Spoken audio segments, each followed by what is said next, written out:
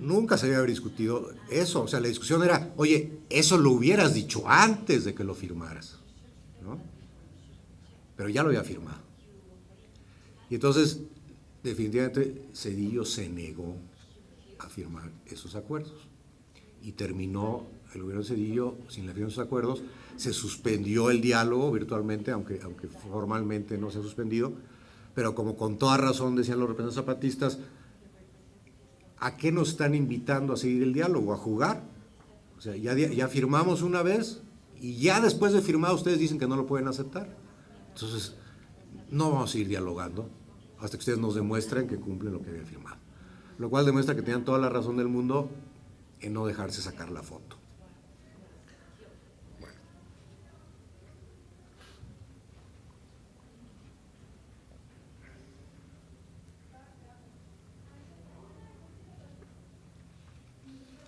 Ahora otra historia, ¿no?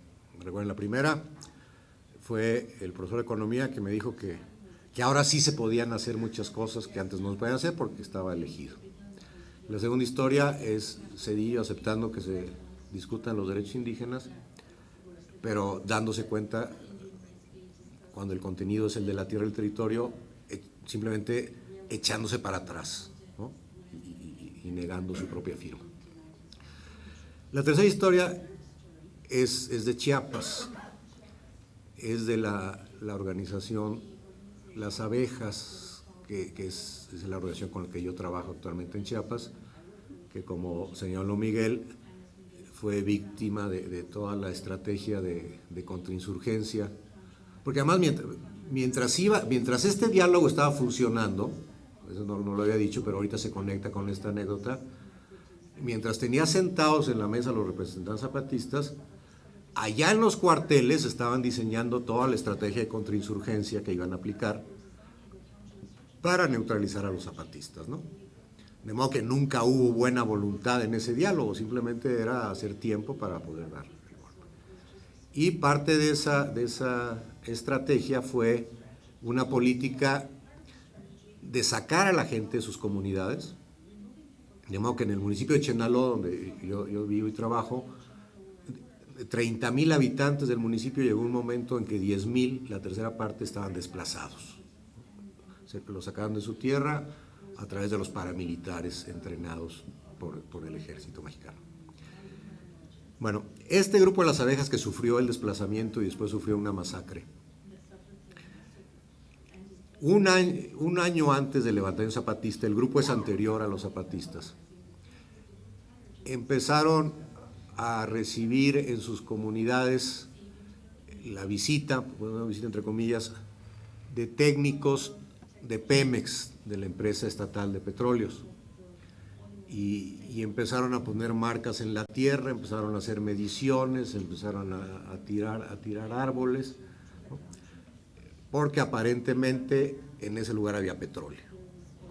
Y entonces, pues ya había un plan de llegar ahí y abrir ese lugar de la explotación petrolera. Este grupo de Las Abejas estaba recién creado.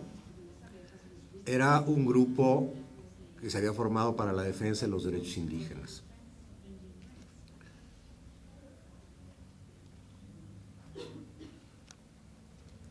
Y lo que estaba pasando, pues es lo que está en el fondo de las otras dos anécdotas que les platiqué y del tema que me toca, el desarrollo y los derechos indígenas. Ahí había un plan de desarrollo, ¿no? Aprovechando uno de los recursos, pues, de importancia estratégica crucial en México y en el mundo, el petróleo, ¿no? Y ya había todo un plan de desarrollo. Y estaban invadiendo territorio indígena para llevar a cabo ese plan de desarrollo.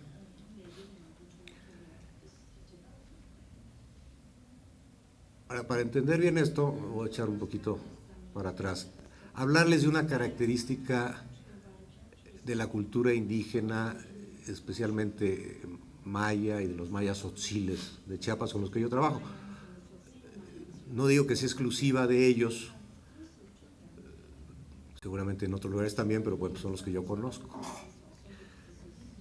Y es un valor que la verdad yo no he visto que hablen mucho de los antropólogos y los que supuestamente conocen la cultura.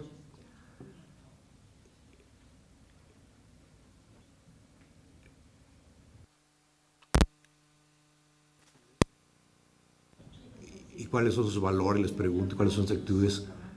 Tiene una palabra, Icheltamuk,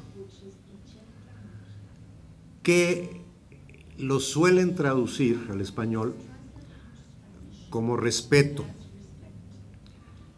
pero es mucho más que respeto.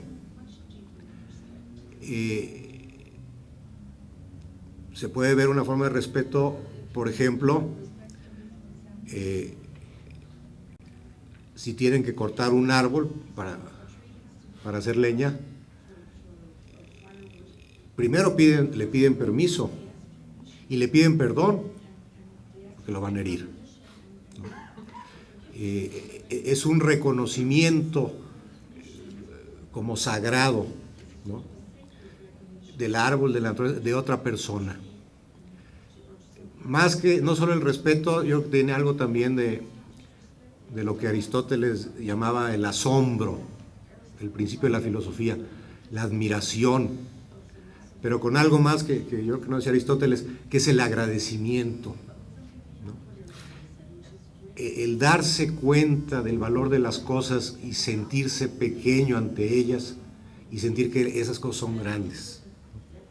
Los que han visitado comunidades indígenas probablemente han oído un discurso prácticamente igual al que escucharon los primeros europeos que llegaron a América en el siglo XVI. Nos dicen: han venido ustedes de muy lejos, han pasado muchas dificultades para llegar hasta nosotros. Les agradecemos esta visita. Es básicamente el mismo discurso que les dijeron a los primeros europeos, nos lo siguen diciendo hoy en día. Y es Icheltamuk, ¿no? Para ustedes los que hablan inglés,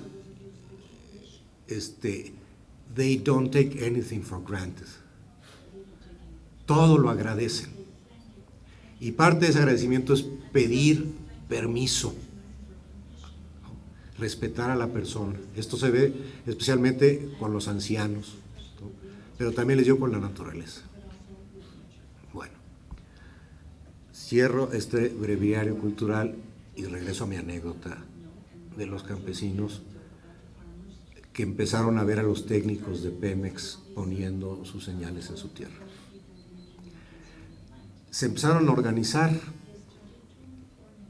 para defenderse, ¿no?, para sacar de ahí a los técnicos de Pemex. Y cuando estos nos platicaron, a varias personas que trabajábamos en derechos humanos, a mí me lo platicaron ya años después, en ese tiempo yo no vivía ahí. Me lo platicaron cuando ya había pasado todo este episodio de la Ley de Derechos Indígenas. Esta gente conocía, había participado en las mesas de los derechos indígenas, entonces conocía el proyecto de ley que nació del diálogo. Conocen la legislación internacional, el convenio 169 de la Organización Internacional del Trabajo, luego la más reciente, una declaración de las Naciones Unidas sobre derechos de los pueblos aborígenes. Sin embargo, cuando me dijeron a mí ya un grupo de lo que les había pasado con Pemex, de cómo se habían metido a sus tierras, no me dijeron que habían violado los acuerdos de San Andrés del gobierno con los zapatistas. No me dijeron no respetaron el convenio 169 de la OIT, o no respetaron el convenio de las Naciones Unidas sobre Derechos Indígenas. Me dijeron, entraron a nuestras tierras y no pidieron permiso. Para ellos era suficiente con decir eso. No había que argumentar con leyes. Es elemental, y yo creo que si nos ponemos nosotros en su lugar, que si alguien se meta a nuestra casa, primero pida permiso. Pero parece que esto lo entendemos en todos los casos, excepto en el de los indígenas.